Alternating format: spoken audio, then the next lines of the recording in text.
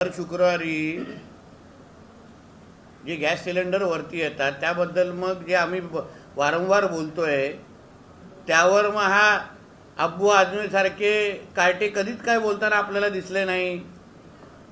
आमचे महाकुंभ आलं तर हे लोकांना आक्षेप घ्यायचा, आमची वारी सुरू झाली तर त्यांच्यावर आक्षेप काहीतरी घ्यायचा।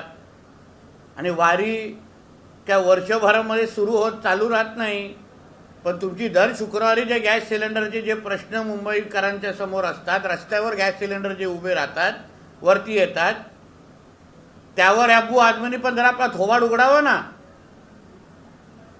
आमच्या प्रत्येक हिंदू सणांवर संस्कृतीवर तुम्हाला बोट उचलण्याची जी हिंमत जे आमच्याच हिंदू राष्ट्रामध्ये बसून जे अब्बू आझमी सारखे जे कार्टे जे करतायत ना, ते काय आम्ही इथे खपून देण्याचं काय कारण नाही।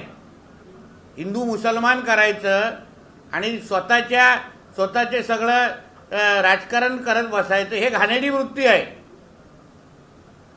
आणि म्हणून तुम्ही आमच्या हिंदू सणांवर आमच्या हिंदू संस्कृतीवर बोलण्याच्या अगोदर मग आम्ही उद्या हज यात्राबद्दल प्रश्नचिन्ह निर्माण केलं तर चालेल का? तिथे जे जे काही प्रकार ज्या कानावर येतात हज यात्रेच्या काळामध्ये ते काय पोषक नसतात। म्हणून आमच्या हिंदू कुठल्याही सणांवर वारीवर बोलण्याची हिम्मत कोणी करू नये।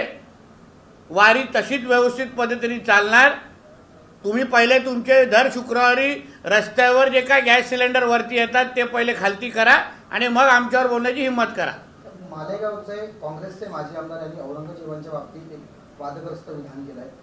औरंगजेब हे पवित्र इंसान होते, टोपी शिवून ते आपल्याला उदरनिर्वाह करत होते। औरंगजेब हे सर्व धर्मांना मानणारे, सर्व धर्मसमभाव मानणारे होते। त्यांना बदनाम करण्यासाठी, राजकारणासाठी त्यांचा नावाचा उपयोग केला जातो। मग अशा माजी आमदार असो की कोणी हा जो औरंग्याच्या पिलावळचा राहिलेला कोणतरी असेल तर त्याला मग आता औरंग्याच्या कबरीच्या बाजूला झोपवण्याचे कार्यक्रम करायला पाहिजे।